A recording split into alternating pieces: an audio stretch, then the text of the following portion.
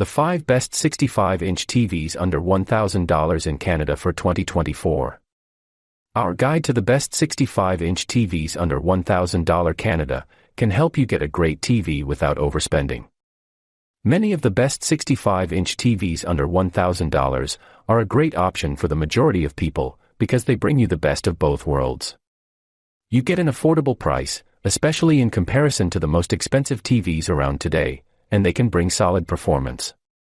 Sure, you won't get all the bells and whistles of premium TVs, and may need to compromise when it comes to scoring a model with the latest tech features, but what's currently available for less than $1,000 should satisfy the needs of all but the most serious gamers and movie fans. With your budget set at $1,000 and under, you can get yourself a number of new TVs with QLED panel tech, though you may find most, but not all, OLED models to be out of this price range. Instead, QLED sets are able to display pictures with a wider color range than what you'll find on a more standard LCD screen, and they can also offer improved picture brightness as well. Since 65-inch screens are one of the most popular sizes, it only seems right to give them special attention. From top-shelf TVs to great deals, we've rounded them up for you in this video. Number 1. TCL 65-inch Q6 QLED 4K Smart TV. The TCL Q6 QLED TV is a good value 4K TV if you're looking to maximize your screen size with a small budget. You get solid performance along with the intuitive Google TV software. While it's far from the best TVs in terms of picture quality, there are a number of saving graces that make it a smart mid-tier pick for the price-conscious customer.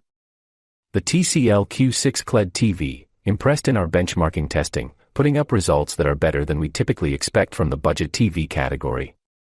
For example, the Q6 registered 431 nits brightness in SDR and 498 nits in HDR in a 10% window. That's more than adequate, especially considering it lacks local dimming. A super bright TV without local dimming would make dark scenes look washed out, and although the black levels aren't anywhere near OLED levels, I didn't find them distracting to movie watching. If having a brighter picture or local dimming matters to you, the TCL Q7 is a bit more compelling in those areas. We're also big fans of the Hisense U6K Mini LED TV, which is one of the most affordable mini LED TVs you'll find. After turning off the motion smoothing settings that come enabled by default, I enjoyed a variety of content on the TCL Q6 QLED TV. For example, watching Oppenheimer, the picture clarity allowed me to pick up on all the key nuances in the close-up scenes of Cillian Murphy's face. During the Trinity test, the colors of the swirling flames looked true to life, while the bright light from the explosion that reached the test teams didn't wash out or compromise the image details. I will say the colors become muddled with off-angle viewing, but I suppose the idea is that you'll buy a large screen size and maximize the amount of sweet spot viewing space. As for gaming, without a native 120Hz refresh rate or HDMI 2.1, I wouldn't consider the Q6 one of the best gaming TVs. It's a shame considering the outstandingly low lag time of just 8.9 seconds. I'm not saying this can't be used for gaming with, say, a Nintendo Switch, but there are better options for those who take their gameplay seriously. Number 2. Sony 65-inch X77L Smart Google TV. The best budget and affordable Sony TV is the 65-inch model from the Sony X77L series. Considering the features-to-price ratio, we think it is a strong contender to be one of the best TVs under $1,000 Canada. The TV comes with a 4K LED display, which should give you clear and sharp images on a 65-inch screen. Plus, the TV comes with a 4K processor XR that promises to deliver lifelike visuals, so you can expect good picture quality. You also get the 4K XR Reality Pro, which should optimize and upscale the quality of non-4K content to almost 4K quality. For streaming content, you get support for Google TV and Apple AirPlay, which should make accessing content across multiple streaming apps easier for you. The TV also supports Google Assistant and Alexa, so you should be able to use voice controls seamlessly. As far as gaming is concerned, you get a 60Hz refresh rate, which is not the best one out there, but it should be sufficient for casual gaming.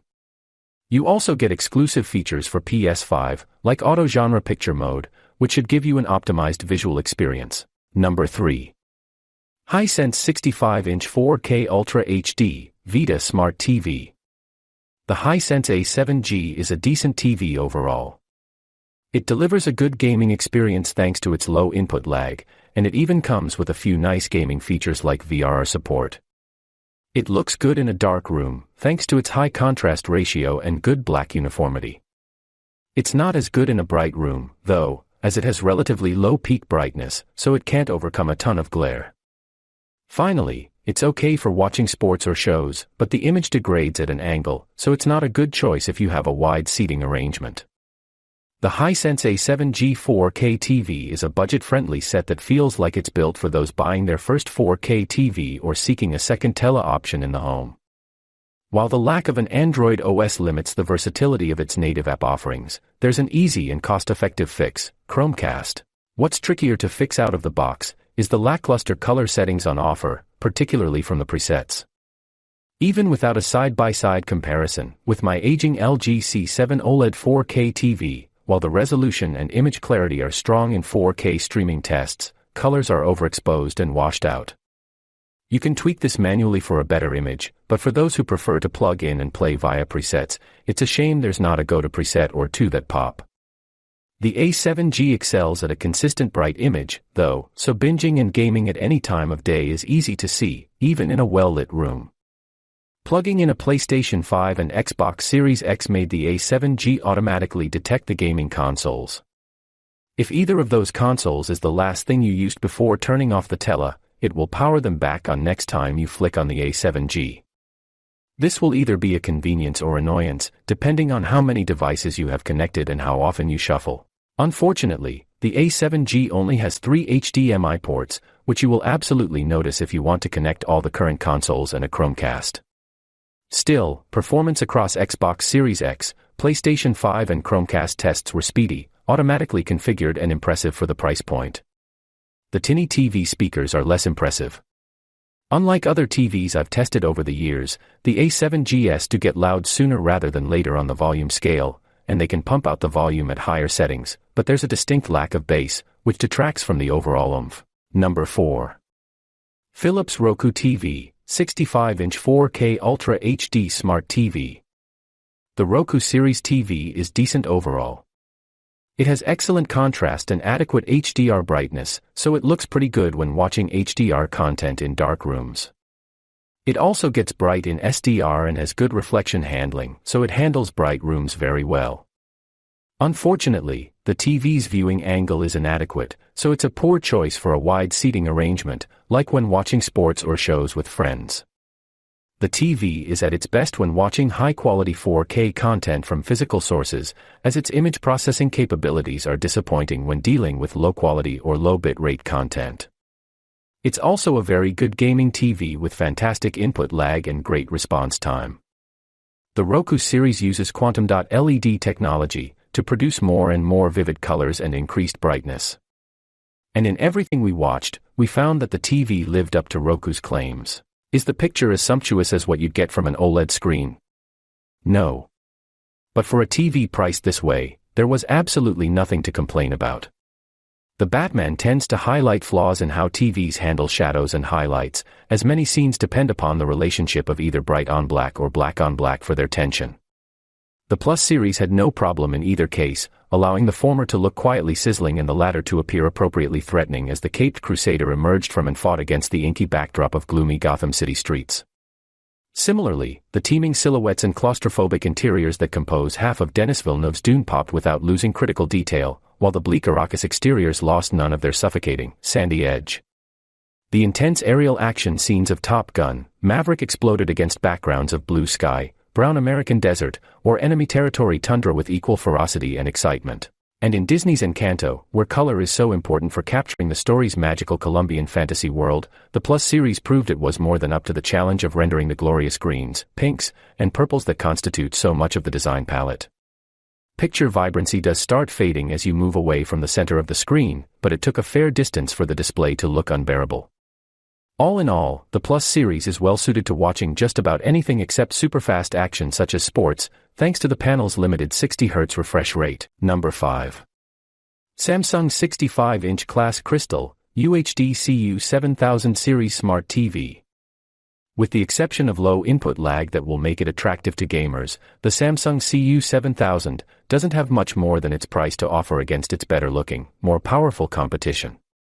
In our measurements, the Hisense U6K had a higher delta E, and thus less accurate color, than either set, but trounced both in every other category. The CU7000 trumps only the Sony X75K in everything except, again, color accuracy, but that's no accomplishment worth touting. As a result, nothing really pops on the CU7000. We watched a selection of movies spanning a variety of genres and styles, from hardcore action to animated fare and CGI-heavy titles. Each of them was, at best, passable, with unexceptional highlights, anti-thrilling blacks, and mushy colors that lacked distinctiveness even when viewed from the center of the screen, where things looked best. We strongly advise not straying too far from there, as the picture degrades quickly as you move even a bit toward the set's corners. As is true of the Samsung CU8000, the CU7000 doesn't sound as terrible as you might expect given its 20W speaker system. You won't mistake what you hear for a movie theater or a symphony hall, but plenty of TVs have sounded worse than this one. If the CU7000 has one saving grace, it's its gaming prowess. We measured input lag of 9.6 milliseconds, solidly beneath our 10 milliseconds threshold for excellent responsiveness and lower than we've encountered on any comparable set except the Q60. You will have to contend with the lack of HDMI 2.1 ports, and Hisense Gaming Hub, where you can find all your consoles, titles, and music collected together, remains a bit clunky. But much more expensive TVs with higher input lag are common, so it's worth calling out the one major thing the CU7000 gets right.